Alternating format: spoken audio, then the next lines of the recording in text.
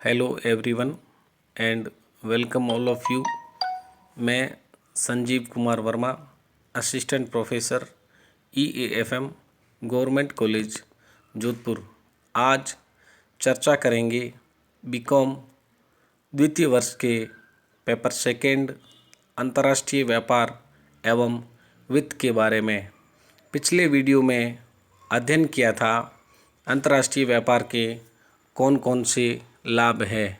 आज अध्ययन करेंगे अंतर्राष्ट्रीय व्यापार के दोष अर्थात हानियों के बारे में। वैसे आज के इस वैश्वीकरण के युग में प्रत्येक देश अंतर्राष्ट्रीय व्यापार से आर्थिक, सामाजिक एवं राजनीतिक लाभ प्राप्त करना चाहता है, किंतु अंतर्राष्ट्रीय व्यापार के कुछ हानियाँ भी है जिनका बिंदुवार आज विश्लेषण करेंगे। उसमें सबसे पहला पॉइंट है घरेलू उद्योगों का पतन।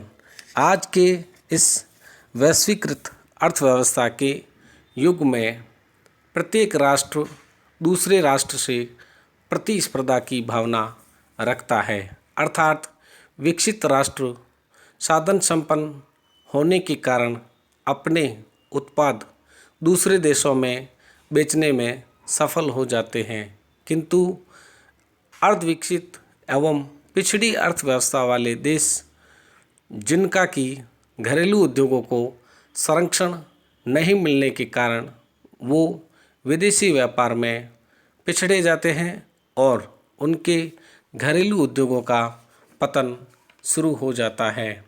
दूसरा पॉइंट है प्राकृतिक साधनों का दुरुपयोग। किसी भी देश में प्राकृतिक साधनों की एक सीमा होती है।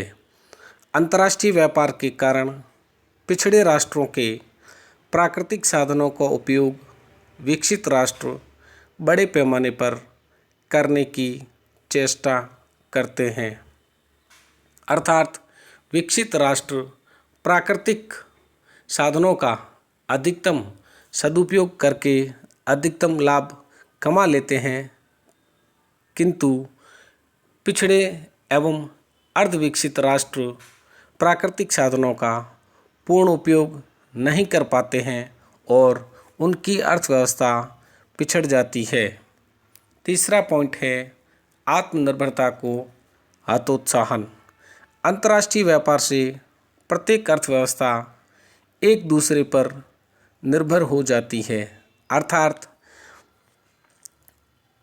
अर्धविकसित एवं पिछड़े राष्ट्र विकसित राष्ट्रों से आयात करके अपने यहाँ वस्तु अथवा सेवा को आयात करते हैं तथा उनकी तुलना में उनका निर्यात है वो बहुत कम होता है और वो प्रतिस्पर्धा में उनसे पिछड़ जाते हैं और विदेशी ताकतों पर पूर्णतः निर्भर रहते हैं। इसलिए अर्धविकसित एवं पिछड़े राष्ट्र की आत्मनिर्भरता को हतोत्साहन मिलता है। चौथा पॉइंट है उपभोक्ताओं की आदत पर प्रतिकूल प्रभाव।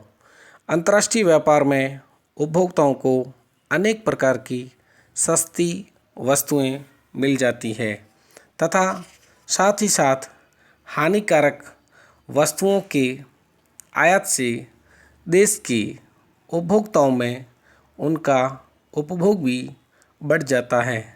वैसे भारत में विदेशों से आयातित शराब के उपभोग की प्रवृत्ति तथा अमेरिका के बीटल्स को भारत के गांजा और भांग पीने की आदत 19वीं शताब्दी में चीन के लोग भारत की अफीम के आदी हो गए थे।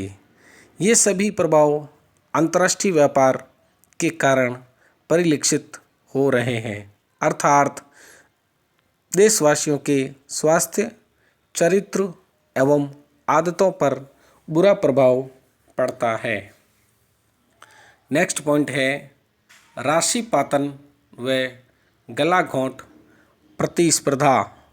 अंतर्राष्ट्रीय व्यापार से विकसित देशों में विदेशी बाजार हथियाने का लालच उत्पन्न हो जाता है और ये परस्पर प्रतिस्पर्धा में इतने उलझ जाते हैं कि कभी कभी अपनी वस्तु की लागत को कम कीमत में बेचने को तैयार हो जाते हैं, जिससे घरेलू उद्योगों का पतन हो जाता है और साथ ही साथ एकाधिकारी प्रवृत्तियां भी पनपने लगती है।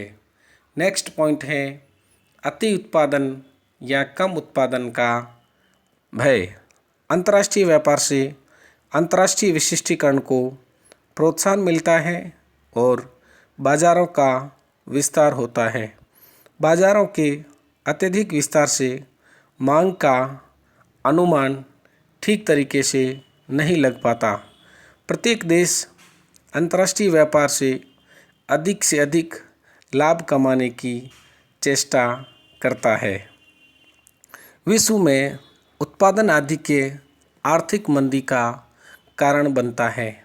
इसके विपरीत मांग से कम उत्पादन होने पर मुद्रा प्रसार को बढ़ावा मिलता है। यह एक अंतर्राष्ट्रीय व्यापार की सबसे बड़ा दोष है।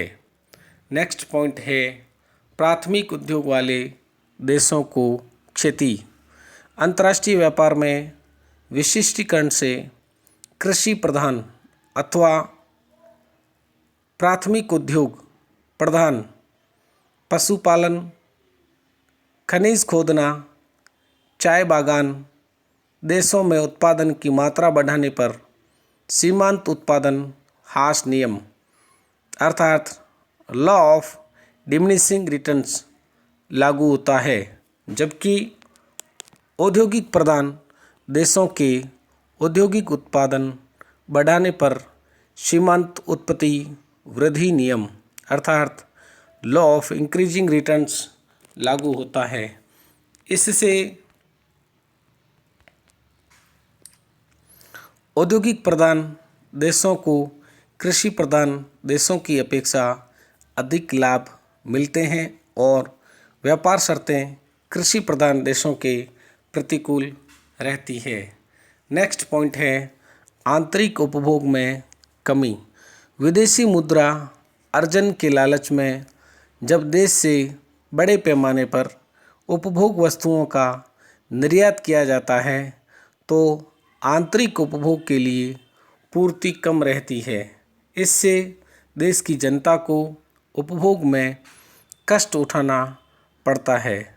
जैसे भारत से चाय, चीनी, मशीनें, पंखे, सूखे मेवे आदि निर्यात किए जाते हैं तो भारत में उनकी पूर्ति कम रह जाने से ऊंचे मूल्य देने पड़ते हैं और उपभोग में कमी आती है। नेक्स्ट पॉइंट है युद्ध काल में कठिनाई। यद्यपि अंतर्राष्ट्रीय व्यापार में राष्ट्रीय संकट और युद्धकालीन परिस्थितियों का मुकाबला करना संभव होता है, पर अगर युद्ध निर्यातक देशों से हो जावे या दुश्मन चारों ओर से नाकेबंदी कर लें तो विदेशों पर निर्भरता घातक सिद्ध होती है। इसके अलावा युद्ध काल में दूसरे राष्ट्रों पर निर्भरता खतरे से खाली नहीं मानी जाती। नेक्स्ट पॉइंट है अंतर्राष्ट्रीय द्वेष तथा संघर्ष। जब तक अंतर्राष्ट्रीय व्यापार में शोषण की प्रवृत्ति नहीं होगी तब तक सद्भावना और सहयोग बढ़ता है, पर जब अंतर्राष्ट्रीय व्यापार में शोषण की प्रवृत्ति प्रबल होने लगती है, शोषित एवं शोषक दोनों में द्वेष के अंकुर पनपने लगते हैं, तब ये इतने अधिक द्वेष में परिवर्तित हो जाते हैं कि युद्ध जैसी परिस्थितियां उत्पन्न होने लगती है। 1930 की वैश्विक आर्थिक मंदी के बाद विभिन्न देशों में पारस्परिक द्वेष बढ़ता गया, यहाँ तक कि सन 1939 में वह द्वितीय विश्व युद्ध के रूप में परिणत हो गया। इंग्लैंड को साम्राज्य स्थापना में इतने ही संघर्ष करने पड़े। नेक्स्ट पॉइंट है प्रतिकूल व्यापार शर्तों से क्षति। अंतर्राष्ट्रीय व्यापार में आयात निर्यात की जाने वाली वस्तुओं की मांग की लोच प्राय भिन्न भिन्न होती है। अतः जिस देश की वस्तुओं की मांग की लोच विदेशों में अधिक लोचदार और विदेशों से आयातित माल की मांग कम लोचदार हो तो ऐसे देश को प्रतिकूल व्यापारिक शर्तों के कारण क्षति उठानी पड़ती है। जैसे भारत के लिए विदेशी आयातकों की तो अनिवार्यता है, जबकि निर्यातों की मांग लोचदार है। अतः प्रतिकूल व्यापार शर्तों के कारण क्षति उठानी पड़ती है। नेक्स्ट पॉइंट है राजनीतिक दासता। यह कहावत सत्य है कि व्यापार राजनीतिक दासता को जन्म देता है। इंग्लैंड ने व्यापार के माध्यम से ही भारत में अपना साम्राज्य जमाया और राजनीतिक दासता की जंजीरों में जकड़े रखा। भारत जैसे अनेक देशों के उदाहरण हैं जो एशिया, अफ्रीका आदि महाद्वीपों में पाश्चात्य दासता की कहानी कहते हैं। अतः अंतर्राष्ट्रीय व्यापार राजनीतिक दासता को जन्म देता है। नेक्स्ट पॉइंट है प्रदर्शन प्रभाव के दोष। अंतर्राष्ट्रीय व्यापार के कारण विकसित देशों के समृद्ध परिवारों पर प्रदर्शन प्रभाव पड़ता है और वैश्वीकरण के इस युग में कोई भी उपभोक्ता प्रदर्शन प्रभाव से विमुक्त नहीं रह सकता। वे अपने साधनों को पूंजी निर्माण में न लगाकर विदेशियों के सामान एवं उत्कृष्ट उपभोग की ओर अग्रसर होने लगते हैं, जिससे देश के विकास में बाधा आती है और गरीबों तथा अमीरों के जीवन स्तर में अंतर निराशा उत्पन्न होती है। नेक्स्ट पॉइंट है आर्थिक शोषण।